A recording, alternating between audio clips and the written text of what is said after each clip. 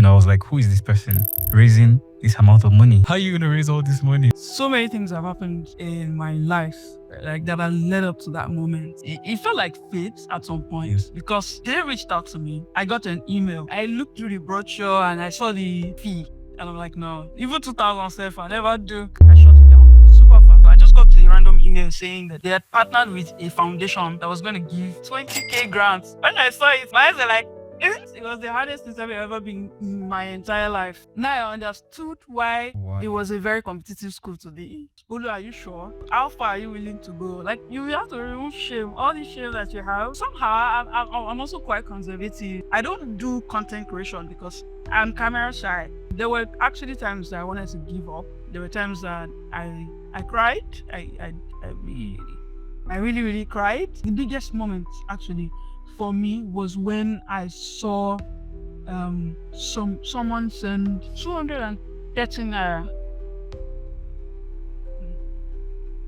No, wait. Yeah. Maybe the person missed a couple O's. I just want to thank God that my mom has always been she had always been the mother and father. Early years, we didn't have a lot. We didn't have anything, to be honest. It got to a point, it was so unbearable. It felt too much for me to handle.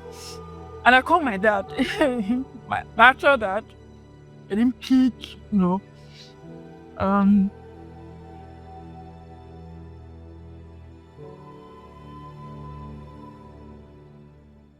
Just a quick message before we dive into today's episode. I found something interesting in our data, which showed that only about 25% of our viewers are actually subscribed to the channel. If you've been enjoying the content that we're creating, if you've been finding it exciting or learning something new, I have a little favor to ask of you. Please take a moment to subscribe to the channel, as it goes a long way in helping us deliver more exciting episodes like this and create more valuable content. You're amazing. Hi, my name is Mo. Welcome to another episode of the Hungry Creative Podcast. Today's guest is one and only Bolu of London. I mean, if you don't know Bolu of London, I don't know what to say because, she's trended everywhere for like probably 3 months or something. I think the first time I come across your post, it was a moment. It was a trendy moment that I came across your post. But I'll allow you do your introduction.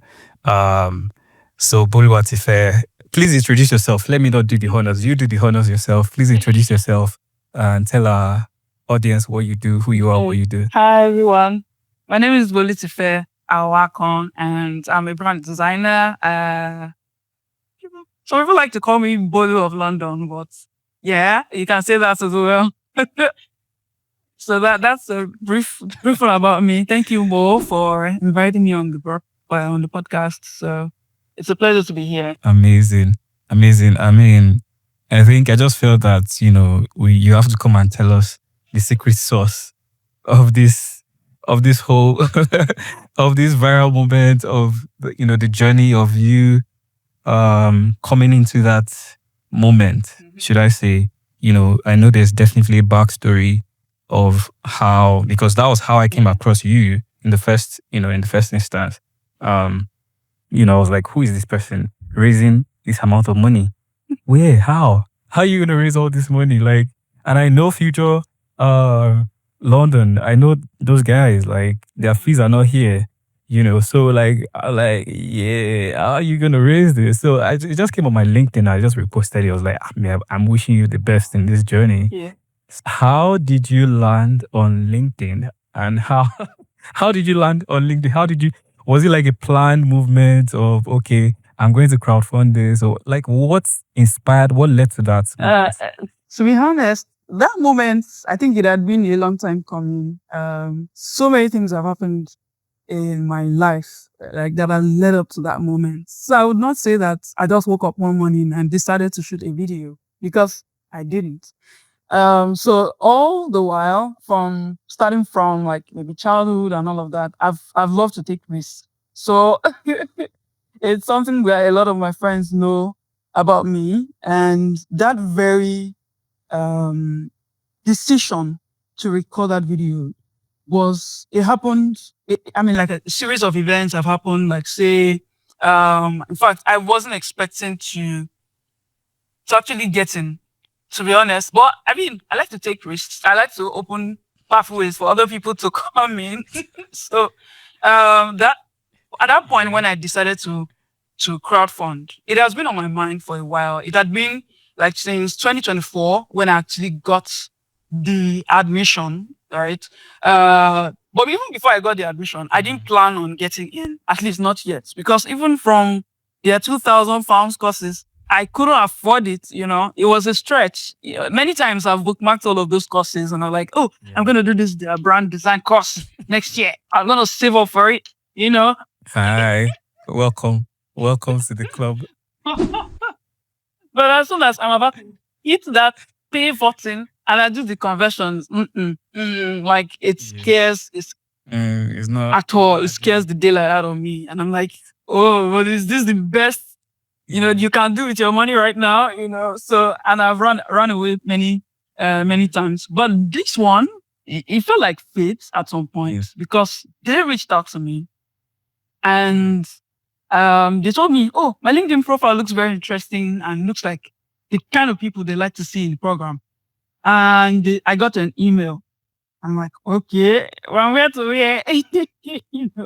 And I tried to shrug it off. And I looked through the brochure and I saw the fee. And I'm like, no, even 2,000 self, I never do GS. So I just had to, I shut it down super fast. And then, some months back, was it months? No, it was like some weeks after that email, they sent me an email, like they haven't heard back from me. Am I still interested? Blah, blah, blah, because I really just ghosted them. And so when they, I mean, understandably so. So when they sent me that follow-up email, I was like, okay, maybe I should just respond to them that I'm not interested. Super, like, let everybody go their ways and let them not be disturbing me again. Then, fortunately for me, they came, with an email. I just got a random email saying that they had partnered with a foundation that was going to give grants. So that 20K grants, when I saw it, my eyes are like, and I was like, okay, then this might actually, help a long way because now I'm coming like halfway. I'm going to be covering like they're going to be covering like halfway part of the money. So I'm like, okay, let me just say I'm interested. And then I said I'm interested. Then they gave me the link and I filled the form and I didn't know there was going to be an interview. Right. So that one shocked me, to be honest. In interview? Right, but because I'm like, interview now. Me, I know what I'm doing. I know my onions. Nobody can scare me. Yeah. And then I got into the interview and it was the hardest interview I've ever been in my entire life. Now I understood why it was a very competitive school to be in. It was at that point. Before I'm like, maybe it's just a few form. It's just the right essay. It's just this one, that one. I have all this, years of experience or something like that. And that should do, right? Although I didn't even meet some of their criteria because I don't have as much years of experience as they're expecting as in their criteria. But something probably drew them to me. And I leaned in on that. And when I got into the interview, they asked all the most philosophical questions you can ever be in your life. I don't think they ever asked me about my work or say this one, that one. They were very particular about the kind of questions they were asking. They were asking like philosophies. How do you think? What inspires your actions? What are your motivations? What are your if you like the one that really like blew me? Please, give us like two. Yeah. And then you're gonna do that. Please. I mean, the one that blew me away was okay. The two that struck that stood out for me was when they first asked about my leadership philosophy. I first of all look up. I looked down. Philosophy. Me, I don't believe in no vibes and inshallah, but at that point, I just been doing what I felt or was best. I think that was the very first place I was going to put my my actions into words. and I allowed it to make sense to me as much as it made sense to them as well. Because that was first time ever I was going to give it that much thought. Yeah. Initially, like, I got into maybe leadership by accident. That story is like another one. It's because I wasn't expecting that they were going to give me like leadership, this thing. So if I might go into that like maybe later, not just to digress from the question, right? So first, my leadership philosophy, and I just told them something that I looked at how my teammates and I have related in the past. I just told them to give me like 2 seconds to gather my thoughts, and then I did that. And I gathered my thoughts. I just told them something simple. I said my leadership philosophy is friendship. And then I went on to explain the context and all of that, and all of that, and all of that. Right. I recorded like a 20-minute thing on that leadership philosophy some days ago. Yeah. So then the second one that stood out for me was when they asked if I could change anything in the world, what would it be? Eh?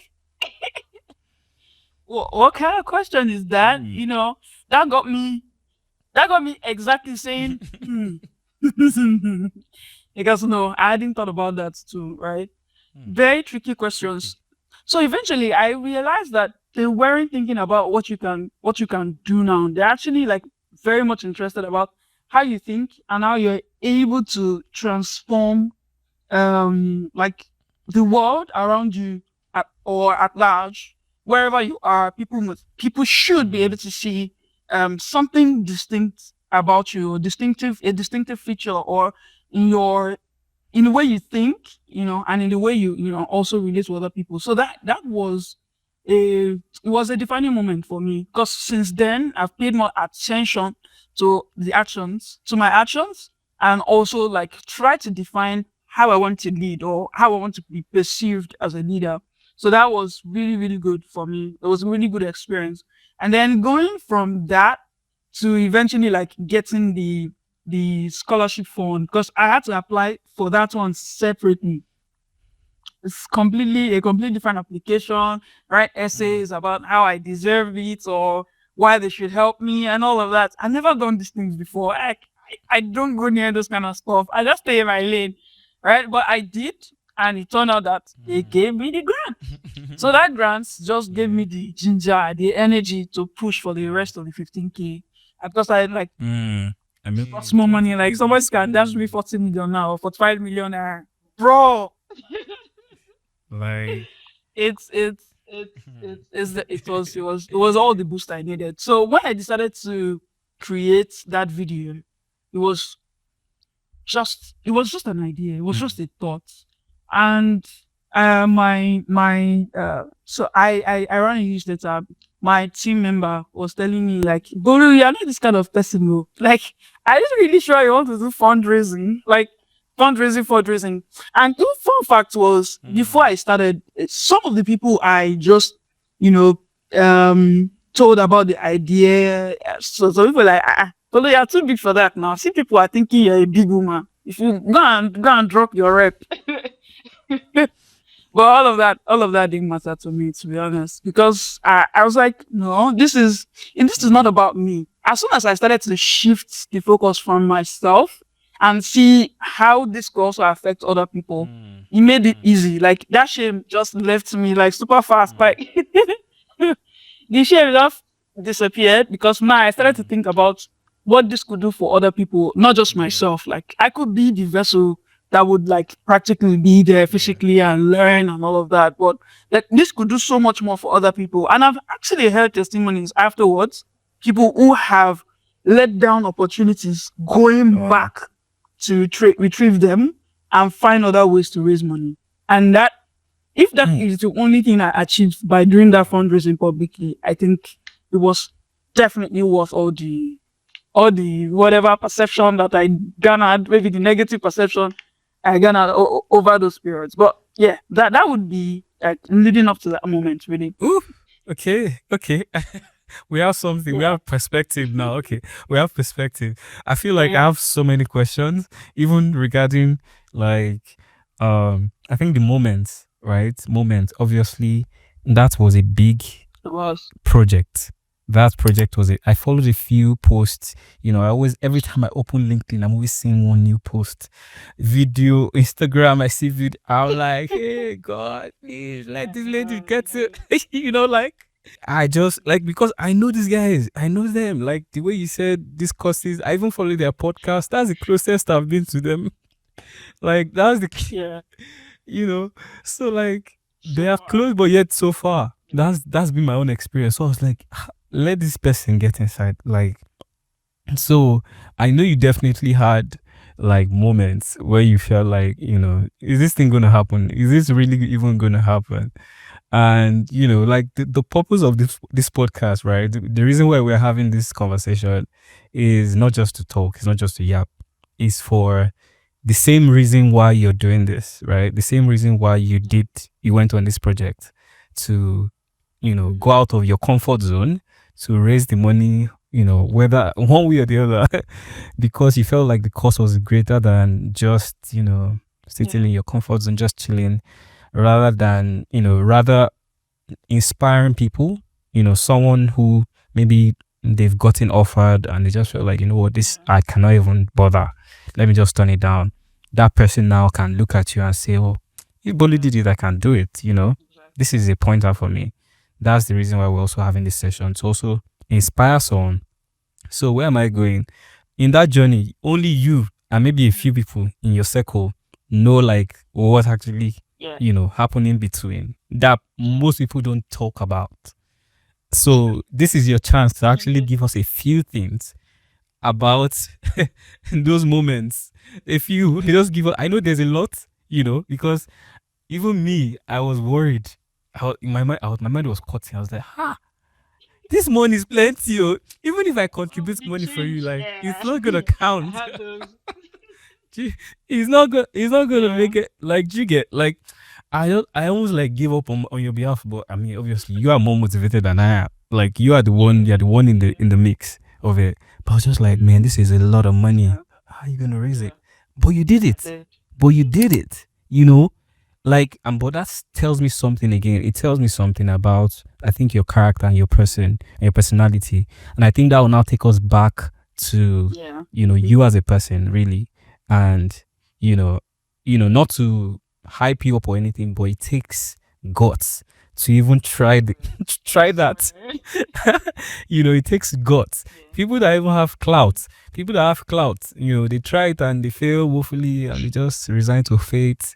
But you did it, and I think it will be inspiring to hear a bit about. So first, a bit about the moments. So a few moments that you had. Secondly, we now talk about like you as a person. Maybe start from the very beginning. So let's hear a few of those moments that during your during this journey. Give us. It was a very intense moment. I won't lie. My team member who was supposed to be like the one running my newsletter as well. He helps me with like content and stuff like that also. So when we decided to embark on the campaign in itself, he asked me several times, Bolu, are you sure? How far are you willing to go? Like, we can dream up ideas, or like, but you have to remove shame, all the shame that you have, because somehow I'm also quite conservative. Like, I don't like to post so like personal stuff and all of that. And then so he knows the kind of person that I am. There are many times some posts that you will make on my behalf because I don't feel like, no, that's not necessary. But he does all that, and then he asked me that question, and that was a thinking moment for me to say, well, are you really sure you want to do this thing? Because you really could go farther than you were thinking. But I was prepared to tackle whatever happened. And that was how we started. I started with that script. It was all in my head. I feel like I was inspired to do that first video. Everything I had in mind, I just put it on ChatGPT and I said, come up with this script. This is how I want it to go. And just bring it out for me. Yeah. As soon as I got that out, I sent it back to him, who happened to be my content writer, and then he just refined it. But the idea, what I wanted to say, how I wanted to say it, were all in my head. I did that video. That was the shortest video I've ever done in my life. I don't do content creation because I'm camera shy. People don't know that, but I am. Like, people don't believe it. Even my friends do not believe it. Oh yeah. I don't believe it. I do not believe it either. It's hard to believe. I am But I very get it camera at shy. the same time. To the extent that a lot of the videos, even from that first video, I got a friend to I just told him, come and shoot it with your video. I just want you to be there as the director. Just show me how to do this, but that was the shortest video I've ever done in my life. Like, in terms of like the hours I committed to it. I shot that video in a few minutes. The guy was done and back to his house in no time. Right. So, and sometimes I want to create a 5-minute video. What am I saying? A 90-second video. Content, just Instagram content. They've written the script for me. I'm just supposed to come on, but I cannot. I stammer, and then I end up wasting like 2 hours, and then I'm like, these 2 hours I could have been doing something more productive, and I just get out. Just cut it down. In fact, a podcast. We're supposed to start a podcast for the community. I teach brand strategy and all that. We're supposed to start that. I started with the pilots, and I never went back to it. Even that one. Before we were able to secure a date. Oh my day, my chest. Just to tell you like the extent of I'm just camera shy. Right? So, but when that video, it was the shortest take I've ever done. Like one take, and then we just done it together and then it was done in no time. But we shot that video saying, wow. That's right? Like you needed to see how it was. And then I shot that video in March. And then it was in the archives because I was scared. I had a lot of scary moments. I had a lot of what ifs. What if this doesn't go as planned? But then I've already put my business out there anyways, and then I don't get to achieve the goal and all that. What will people think? Oh, that happened. A lot of what ifs. And that thing sat in my archive for over a month.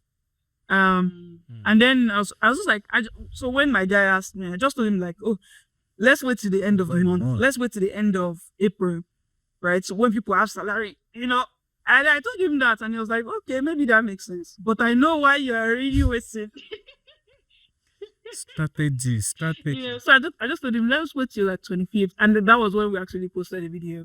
To that salary day, girl, let people know that even if it's 5K, 10K, they can spend out of their salaries. And then they can contribute later. Just bring it. Egewa, bring it. So that was how we eventually decided to post that video. And then he came up with the campaign name and all that, said 30 days to raise 8K. So he came up with that and all the other fancy stuff. I just had the broad idea, then he just wrote it out. So kudos to him. His name is Adeshina. Is my guy from the olden days. So he helped me through all of that content and all that. Then we decided to, shoot. And then post. The first day I posted, I was blown away. I couldn't even do any work. I couldn't do any focused work because my phone kept blowing up with notifications. Oh, everybody's reposting. 1,000 reposts. Like, you people calm down now. And all that. And then that first day, we didn't get like so much revenue until like maybe the third day. Maybe I got like 50K that day. Like, oh, there's a long way to go. And then I realized that people were just like trying to acclimatize, try to understand what it is I'm doing, because that first video wouldn't have sufficed. The first video, I wanted it to not just be a come and help me and that'll be it. I wanted to show that you're sending money into an investment fund that's going to pay out for everybody later in the future. So that was why I decided to go that route. So if you read that video, it was 5 minutes long. And they kept telling me, cut it, remove all this part now, just go straight to it. There's no, what did they call it? Retention, this one, that one. I said, no, this was how I received this thing, and I'm going to do it like that. I'm sorry, I like to take people's feedback and all that, but that was a very specific leading I had, and I had to post that video. Even Instagram could not take it. WhatsApp could not take it because it was way too long than the. I said no, say my strong head, my coconut head, was weak.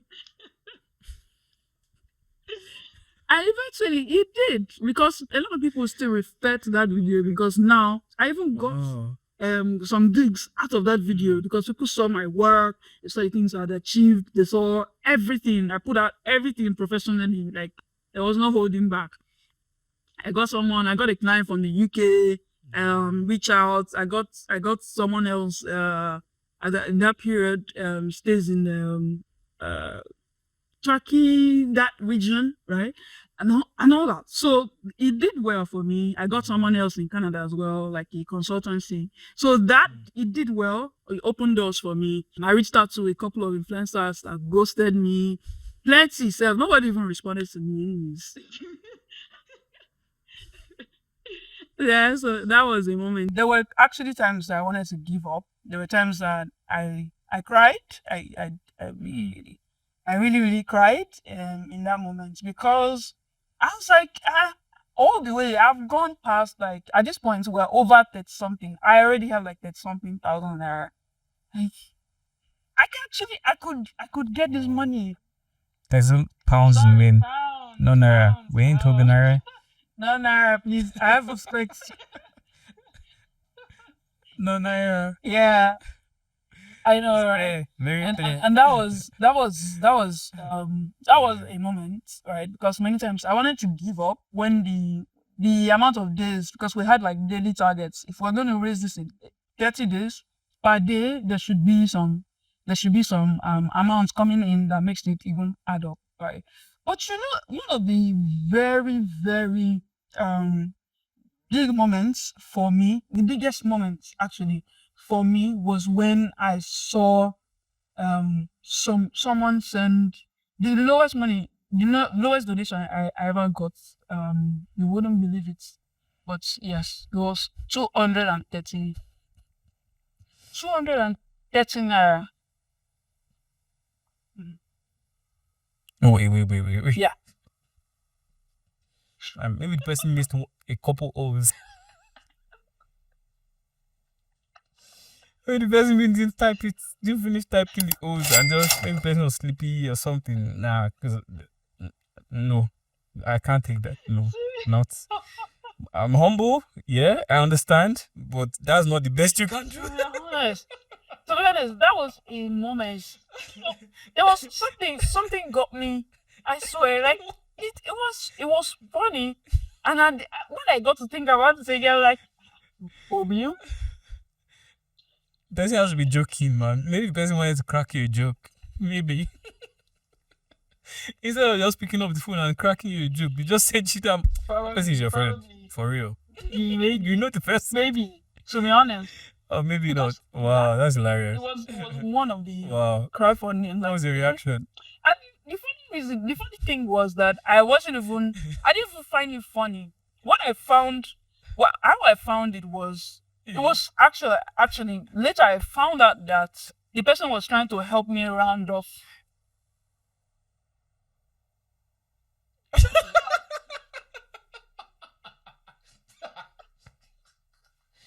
You know what is it? E for effort. Well, that is a perfect description of E for effort. You know, I mean, I had to think about it on like every side, and then I'm like, oh, the best I can come up. Yeah, I would definitely do the same. I would try my best to logicalize it. I will try my best to make it as logically correct as possible, because when you rationalize it, it actually does not make sense. But you have to make it make sense. Yeah. Well, yeah, that's hilarious. That was something.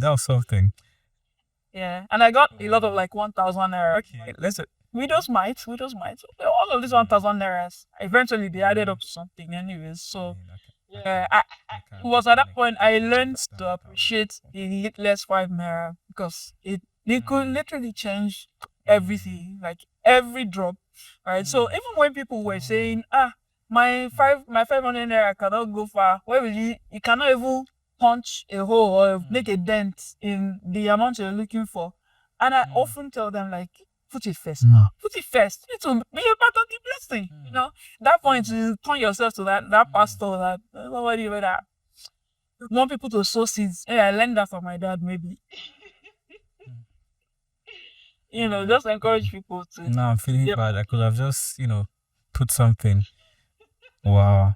The moment when you got the full amount, I'm sure, I think I saw one of the last posts that had maybe like 3 days to go, something like that. And I was like, whew, it's close. So what was the reaction when, I don't know when it was that you eventually got the full amount? Yeah. What was your reaction? What was your feeling and reaction at that point? Full amounts. Okay, those last 3 days, or say 1 week, were some of like the most memorable days of the entire campaign, because at that point, when they say pressure to what, that was it. That was it. Everybody felt like everybody was on the hot seat. Everybody that ever cared about me. I started to receive more calls like, hey, what are we going to do now? Well, how about we reach out to, how about we, like so many calls, so many messages at that point, because people were literally glued to my updates. They wanted to know what's up. So if it was like, it's like some days, I at some point, I stopped posting like every day. But from that 1 week up, I started posting every day updates.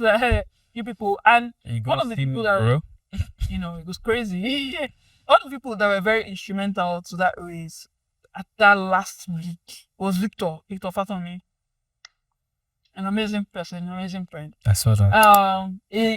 Shout out Victor. Shout out Victor. Big shout out to him. Like, it's such a big deal for me that my mom had to ask. We invited him in. Into my house for the first time. My mom had to host it because she, and my mom is a very sensitive person. She's all in her feelings. All I think I picked that part from her. I'm a very emotional person too. People don't know because I'd get. I'm very, very emotional. I'm sensitive sometimes. Yeah. So that last week, this Saturday, I could remember. Victor, was hosting like a couple of friends at 16 by 16. This is very cool outdoor place, and for the first time, he sent me a message on Friday. Before that, he had been calling people out like steady on Twitter. Like you just repost, retweets, and then tag me. Like I got like some cool donations from the Tunde Anakoya sent in some money, and all that. So he would just harass people on the timeline and say, oh yeah, go and donate something, like some of his friends. And that had happened like, steadily. I was just seeing one random 300K, I was just seeing one random 200K. And I know that those people are big people. Yeah, so but on that Saturday, Friday, he sent me a message and he was like, Bolu, can you make this event? I was like, even from the post that you made, I was already planning to come in and maybe connect with a few people and tell them my story, and maybe they will help me, in this my Bambiala work that I started recently. So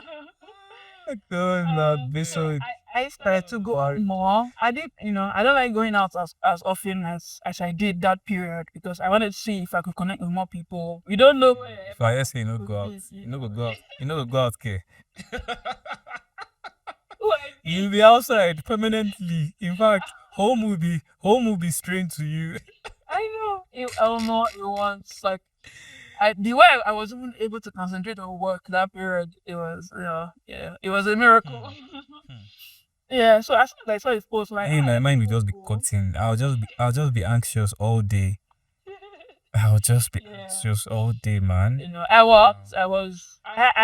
am an anxious person as well, so it wasn't easy. If I could, like, sometimes I have panic attacks on a normal day. I have panic attacks sometimes, so that could tell you how intense some of those days were. And then I have difficulty everything, and yeah, there were those days too, you know. But I think that glimpse of hope I needed was from Victor, and he organized like a very surprising fundraising for me at that event after the networking, and where he got to talk about the reason for the hosting, and at that time it was trying to celebrate the I think 50th shorts. He had started posting these shorts where he'd write something about his day or words of wisdom and all of that. So he wanted a physical gathering to fellowship with like people or commune with people who have been following up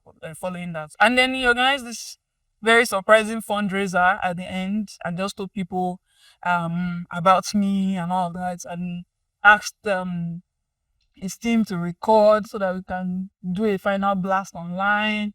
All of that, I had no idea was going to happen. Oh, at very least, or I mean, at most, I was like, okay, let me just connect with people and then just tell them one on one. I didn't know that he had all that planned. He didn't tell me, and then that happened. I shot my shot, told everybody what was happening. And then afterwards, I got some commitments at the end of the day. And at that place, he and Port Canvas donated ₦1 million. I did not see that coming. At that moment to go, we were still 4,000 pounds to go. Like, yeah, 4,000 pounds. That's like almost ₦9 million. So minus his own 1 million. Let's still push. And he told me one thing that they say, Bolu, you have not been aggressive enough. From this 1 week, you have to be aggressive. I'm like, me, I've left my comfort zone. I just say that I should do more. I should do more. How? Oh my goodness. Oh my goodness. So, Your pride in the wind. Jesus, everything, mindset, everything is just dissolved at that point. No more. Just go. And so he told me to start posting every day, like post updates every day. Let people know what is going on, like in real time. And that was what I did. And I think that helped because if I just tell people, 3-5 to go, so I'll be like, okay, maybe now my 2,000 naira can do something, And that happened. I saw a lot of like 1,000 naira, 2,000 naira, 1,000 naira, 10,000 naira in that week as well. Because now we have moved from this 35 to 20 to 8 to 15 to 8, and then now finally we're about, And the night before we were still down about 2,000 pounds. The day before, I got on a call with Victor. Victor had called all his friends, even his clients, Fort Canvas's clients. He had spoken, sent a message to his mentors. Every big person that could literally do something, he had sent a message to. There were people like, I don't know if some of them want to remain anonymous, so I don't want to even call their names, right? So there were these big people, founders, business owners, entrepreneurs. The one that surprised me, even shocked him the most, was his clients said to me that same day, I got 500K. I almost ran mad. I was running over the place. Like, 500,000 here. For somebody that I don't know, somebody that doesn't know me, but just heard my story and sort of believes in whatever it is like that I was saying. Like, you chose to believe my word or take my word for it. That was a good one. I ran to Victor and said, Victor, I know this person must probably come from you. Do you know this name? And he said, oh, that's my client. I wasn't really expecting him to do this much. But, so surprising things like that, very big people sending money, and that 2,000 pounds got complete in no time. If there's even, forgotten his name now, this big influencer on Twitter followed me, I tried to repost, all of them followed me, they asked for my handle from him, and then in fact it was a huge experience. It was a huge experience. Yeah, I think this takes me to the next question or the next phase of this conversation, which I feel like is even more crucial than the actual process of you raising the money, which is people and you as a person. Like I do say that, this, what you've done, I think it's something that people will say call an impossible feat from where you are, from Nigeria especially, raising that amount. I don't know who has raised that kind of amount. I don't know. Maybe I know. Maybe there are people that have, but I don't know a lot of people that have raised that amount from Nigeria for such reason.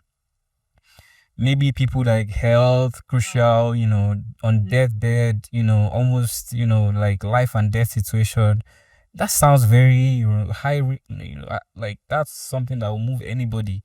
But design school, like, bro, if you tell a random person, like, what does the person need money for, like this? Wait for your turn or something, they will probably just shrug it off, you know. But to be able to do that, I think that it speaks volumes about your person, what you've invested into people. I think I would like to know your very beginnings. How did you, you know, how was your evolving journey like, to becoming who you are today? What was it like growing up? My journey has been a very interesting one. There's only one person that maybe that was one of the things that inspired him to do what he did. The only one person that I think got a glimpse of what my growing up was like is Victor. He, out of curiosity, he was just like, how how did you get to be you like this? Like, there's just something different about you. And then we got on the call and just asked all the questions. My growing up, pretty intense one. I feel like a lot of the things I do now were, those early years were shapers of who I am right now. Because I grew up with a single mom. My dad wasn't always around. He's not dead. Um, so I'd always, wanted that. Let's say what they would call, like, maybe I've always had that daddy issues, or just wanted a father present in a way. But I never got the chance to do that. But I just want to thank God that my mom has always been she had always been the mother and father. She's like a very good balance, because she will flog. In fact, I didn't like her when I was growing up, because she was a no-nonsense mother.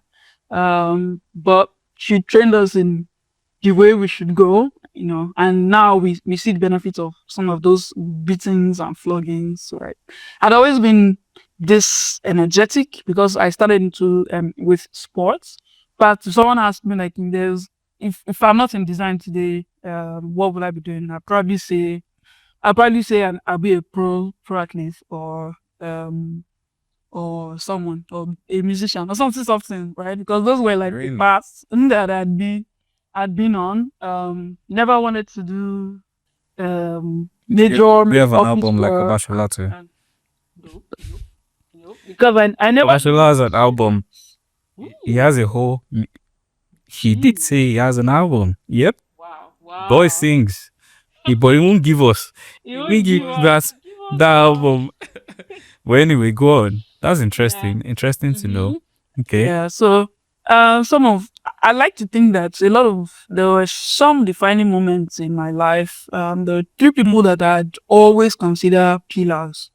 And those three people, like, in different aspects. One is family, one is spiritually, and then the other one's professionally, right? They played their part. They played it to a T. Like, the way God sent them, they played it. Early years, when I was with my mom and all of that, we didn't have a lot. We didn't have anything, to be honest. So those periods that I was doing, like, the fundraising, it felt like we were going back to where we started from.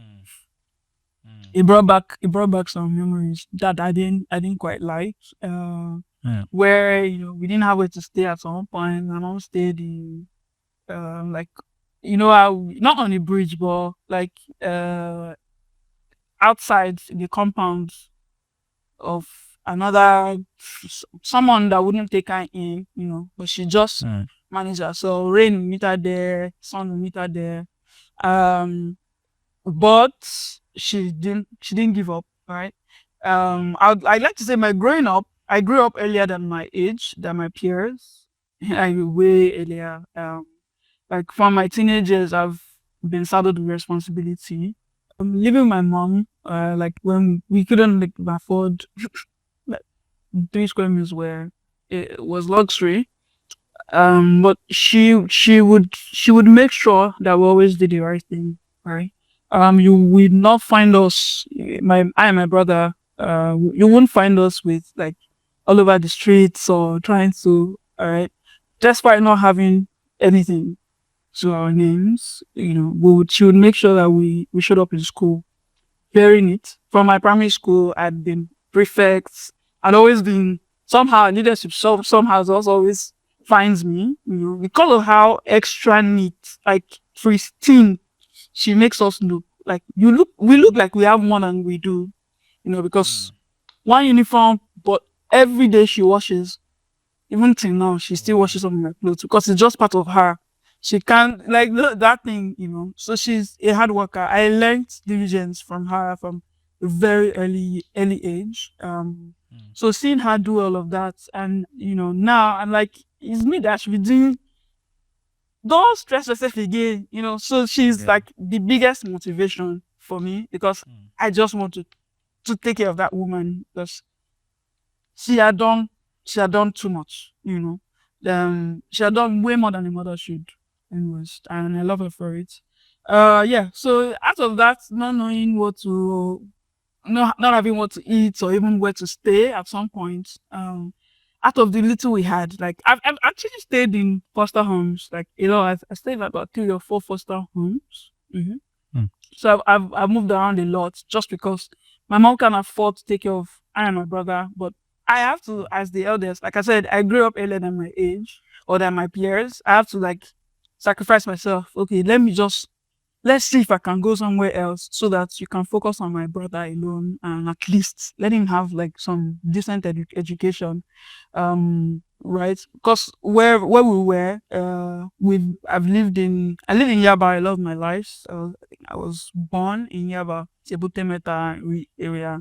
There was a time that we couldn't afford rent again. We moved to Ikorodu because the landlord sold the house. We moved to Ikorodu. In Ikorodu, there were no good schools at that time. I was in junior secondary, and there were no good schools, no good primary schools. I mean, government that wouldn't require school fees for my brother, and that was also an issue for my mom because she doesn't want us to be rolling with all these like very local people. Like that always been a standard for us. You can't see us outside. We're like, I want to get inside. Like, you don't roll anywhere. You don't go all over the place. But we had lived in slums all our lives. But you would never think that we were coming out of a slum because the way would be neat, be fine. She's a fashion designer, so a lot of she will combine the clothes. Sometimes I did not like it because our fashion style is not my own. She will sew these like very deep ball gowns and blah blah blah. Yeah, but the funny thing is, it had not always been like that. My mom was used to be wealthy. In fact, she was one of like the most respected fashion designers in that era. And that she had sewn for really big people and all of that. And then she gave back to me. My dad is the polygamous. My family is a polygamous family anyway. So all that, other wives, other children, it just complicated things. So she was trying to hide us, and then along the way, she lost everything somehow. I still cannot fathom how she lost all that because I was, let's say, if when I was born, I wasn't born into like abject poverty and all of that, but I tasted some part of that because I still see like my 1 year, 2 year pictures, and I was looking capped up. Right, it just shifted maybe a little after I was born, and things just went pasuk. And then since then, it had been eating like from pillar to post and all of that. And then we finally managed, okay, from Ikorodu, we got into this private school that she put us in, even though we couldn't afford it. Thankfully, we had someone who was always pleading our cases when we, missed payments for school fees and all of that, because she could not just phantom me going to government college. Right. Before that, I had stayed with a family in Yaba just to go to the secondary school I attended, the Wesley Girls. It was one of like the best schools in Yaba at that time. But I couldn't keep up because nobody has heard this before, but I actually repeated the class. A bright student that used to be like the second in the entire JSS1 ends up repeating in SS1. I was staying with a family, that part is still one of the reasons why I don't like to cook. because I cooked. Jesus, there were caterers. And then I got to go everywhere, like go in markets in the rain, in the sun, after school. I hardly had time to read or do whatever. Like I just had to like resume back to the shop, help out however I could help out. Which work have I not done in this life? So that in fact, I still have the people that abuse me. Like I was bullied a bit for my two color skin tone, and my face is darker than my actual skin now. Thank God for skincare, but God help me, But a lot of like the sunburn and some of those things affected even my. I didn't think I was beautiful, like beauty, because I was always like, I don't know. That period, I was quite unkempt. So it showed that I wasn't staying with my mom, who would have paid like more attention to helping us be neat and all of that. I lost a lot of focus in school. There was nothing to live for except like I needed to meet with my mom. And then shortly after, my mom, who had been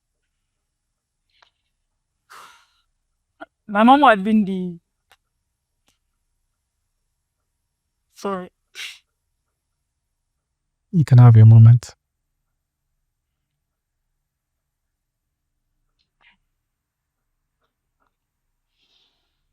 Okay.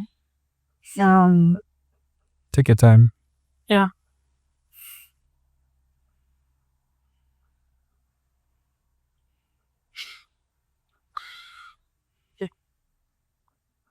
Yeah.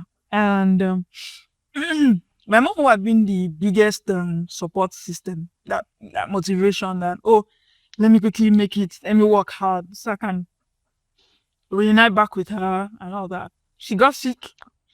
We didn't know where it came from. It didn't have a name.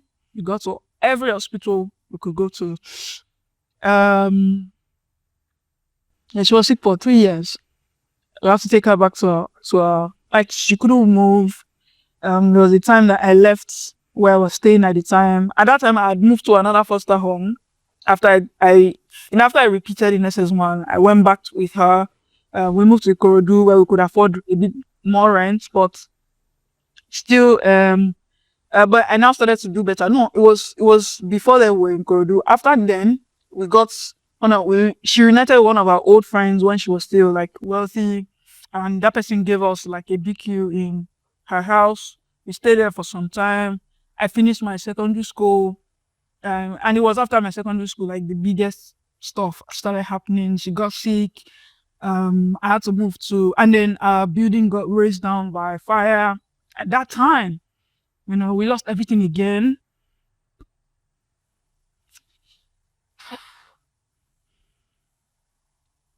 It was a total reset because I lost all my certificates, all my in school when I used to do sports, I used to like have gold medals, like things that made my mom proud. I lost all of that. Was everything. It was from that day on that I started to get people donate clothes to me, my family, and then my mom started to sleep around because there was no one that could take her in. It was easier for us because we were young, could just stay with one family or not. At the time, like my pastor, who had been with my mom when she still had like we connected again, somehow miraculously, and someone like she had taken him as a brother right from back in the days, we reunited, and then he was surprised that we started attending his church again. And then from there, so he was the one that took us in after the fire thing got at their house. We started again from his house, my pastor then. So he became my father, the father I never had. That was another pivotal moment in my life.